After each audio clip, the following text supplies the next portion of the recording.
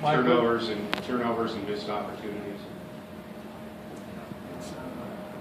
Saves all different verse for the season, and you can sit here and say we're unlucky, but that's what teams do that lose ball games. Turn the ball over, miss opportunities, can't stop the run. If you can't run the ball, you can't stop the run, and you turn the ball over, that's a recipe for not having success.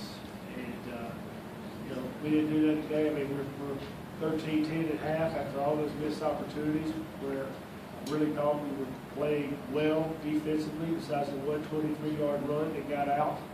And one of the drives, I believe, were enabled by penalties for a touchdown. Offensively, I felt like we were moving the ball and pretty much executed what we called. But we turned the ball over on the 1-yard line for a touchback. Whether it was a touchdown or not, the ball shouldn't come out. We turned it over right before half, give them a chance to get 3 points. Wasn't very good execution, but despite all that, you're down 13-10 at halftime. And, we're in the game. And we give me 28-7 second half. Is that what it is? Ended up being 41-17. We give me 28-7 in the second half. It didn't play like a Colorado State football team did in the second half. And it's embarrassing.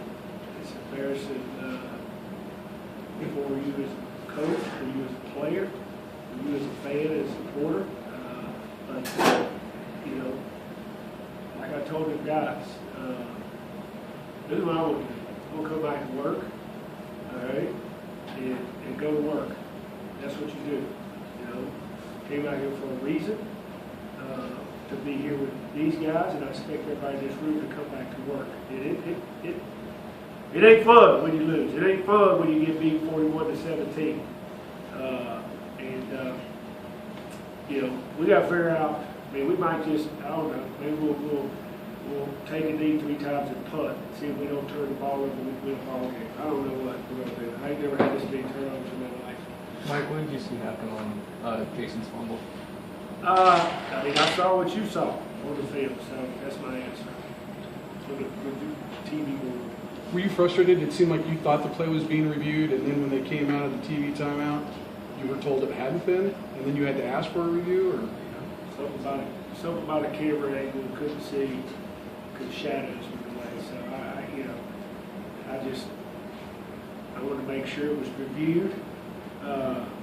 It was not being reviewed, and then I said I wanted to review it, and then after 5 to 10 minutes, they say, well, the buzzer just went off, so it's not going to cost you a timeout. So I don't, sometimes they try to protect the head coach, so you don't use a timeout. But they ruined the phone. At the end of the day, that's not how we protect the ball when you're at the goal line. You don't reach out ever unless it's 4th down. You don't reach out. That's a rule.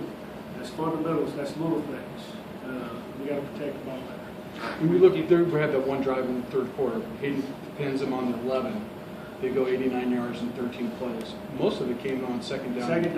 Second down. They were running wide on us with counters and boots. And, we didn't do a good job of containing.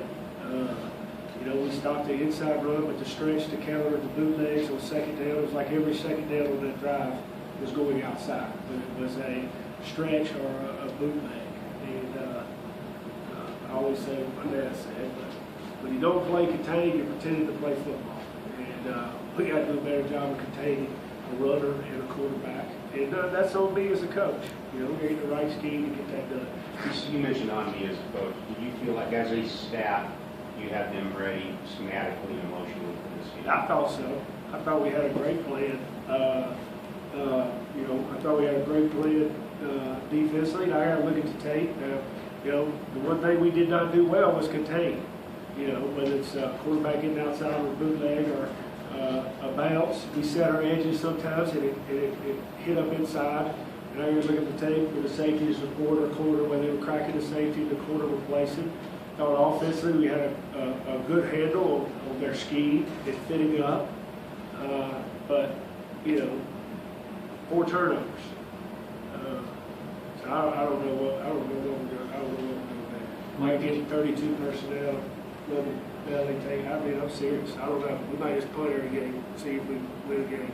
Were you upset with Nick's decisions though on all 3 picks?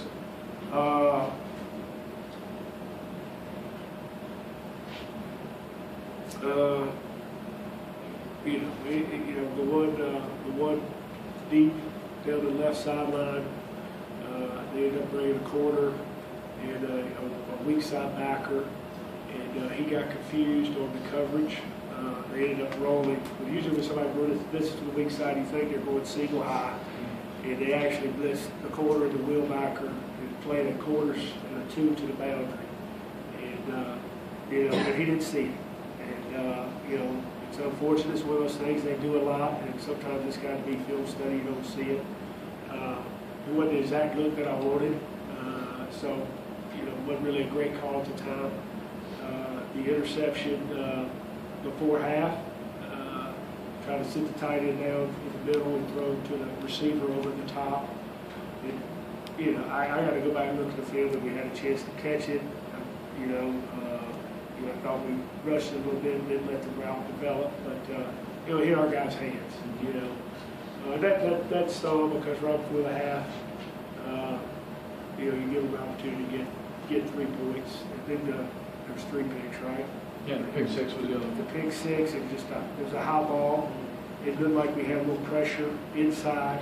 I don't know if he couldn't step into his throw, and it sailed on him.